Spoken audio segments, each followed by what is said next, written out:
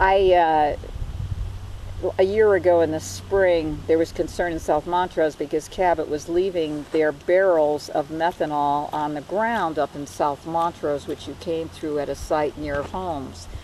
And so Cabot said, okay, they would move them further south on Route 29. Well, so, you know, one has to assume that they were going to put them here on this land, which they had just bought. So I tried to get neighbors to go in with me to, you know, tell them that these barrels should be housed in a building that has a cement floor with a curve on the bottom so that if there's an escape of the chemicals, they can detect it and control it. And I sent out the email to everybody, and a friend of mine, I didn't hear back from anybody, and a friend of mine said, oh, you know, what's wrong with these people? She's not a local neighbor, you know.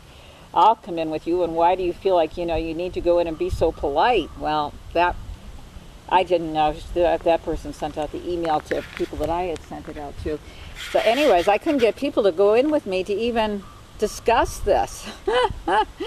And, you know, finally I ended up calling people on the phone, and I got one woman to go in with me, and she was like, I'm only going to go in with you if you are very polite, because she was worried. I mean, after living here for 35 years and giving hundreds of programs on the environment, being very well accepted as a safe person that's knowledgeable, people were, you know, afraid to even associate with me because they know that I've been working all my life to try to protect the environment. So, I mean, even then, you know, then when it came out in the newspapers and everything about all the problems that everybody was having, it took almost another 5-6 months at least before some of these people became alert that, gosh, maybe we do have to worry. Mm-hmm.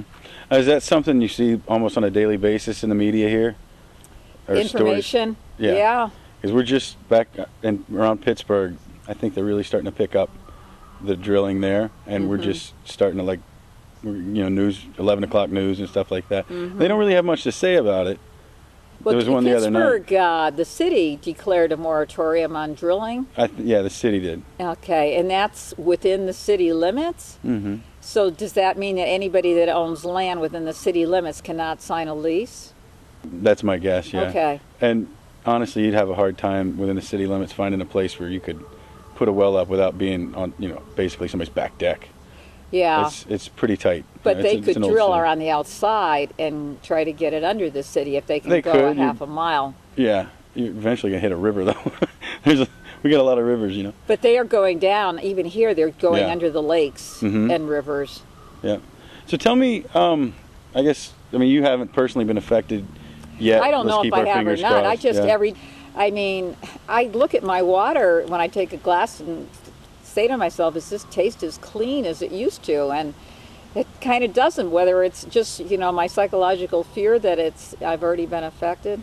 And, yeah, whether it is or not, just the psychological side of it. I'm hearing a lot of people, it's a lot of stress. Oh, it is. To people. You can't put a dollar on the frustration. It's, the gas industry, it just acts like some enemy that's always along, you know, thousands of miles away or something, that you can't pin down. The directors, the owners of the company, they have no responsibility at all or concern about what they do. Can you tell me about some specific stories, I guess, you know, accidents or friends of yours who can't drink their water anymore, things like that? Well, you should talk directly, if you can, to some of those people on the Carter Road. And if you just drive down that road and knock on the door of the house that's on the corner of the road to Brooklyn and visit Brooklyn? Brooklyn, Brooklyn, like Brooklyn, New York. Yeah. Oh, it's where she said she used to live. Yeah. You should try to talk directly to those people. So they've had some.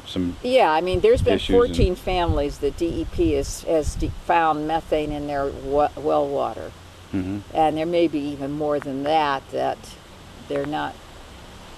Other studies are indicating that there's other things too, but I'm not privy to that information yet. It's part of a court hearing or something.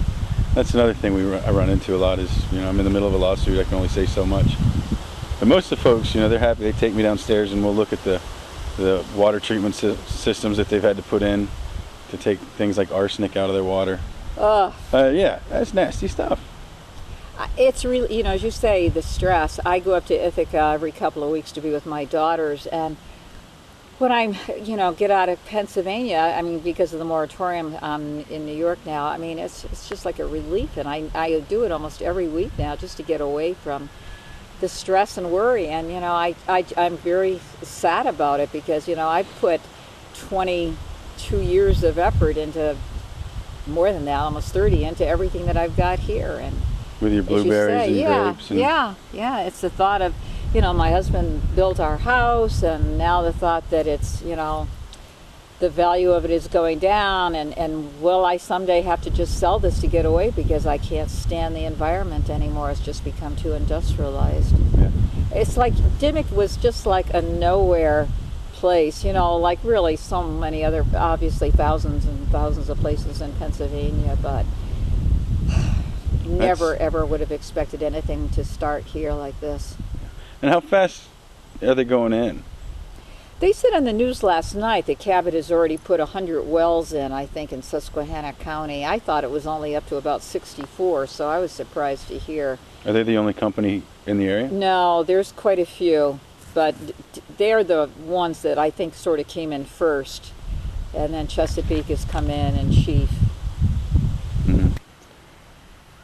I've been writing, letters to representatives. That's the really, whatever it is, the hinge on all this is that you don't know what representatives are getting paid from the gas industry. Mm-hmm. And it's like our local representatives won't even support the severance tax. Now maybe it's because they're going to claim that we're not getting enough money back to the local municipalities, but what one of them has told me, my representative, was that she thinks that the gas industry should have longer time to get all of their new equipment in and everything, and they shouldn't be charged a severance tax yet. So it's like they are so much supporting the gas industry.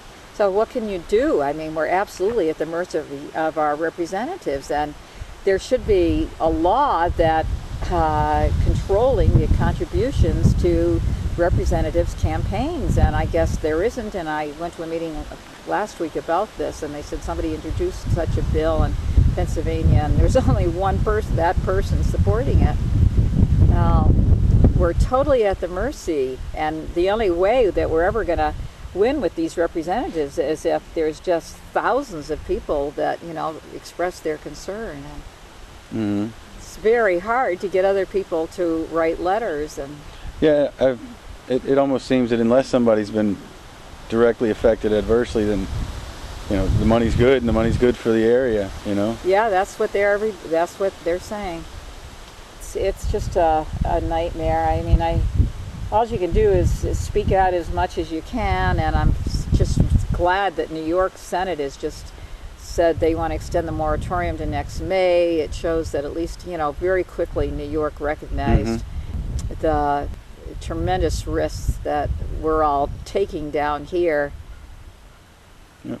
I read about, was it Drinker Creek that was in the southwestern part near Pittsburgh that got terribly polluted, and it was, they think because of the gas drilling companies throwing their wastewater into an abandoned mines, and that wastewater raised the salinity of the Drinker Creek to the point that this algae that can live in the Gulf of Mexico in salt water could live in it, and that algae was lethal to the fish and everything, but it seemed to happen so fast. It's the red tide algae.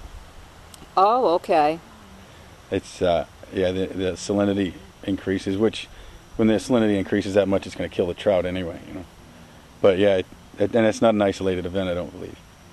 That's happened in I saw something about that the other day. I can't believe that animals like the mud puppy could survive in that Drinker Creek if the salinity had been raised that much. I wonder if biologists haven't checked that creek in the last, several years or something, because I'll bet there's been, I mean, it seemed like it just happened overnight, so that it was like it was, some huge dropping of frack chemicals into that creek that just killed everything. Mm-hmm.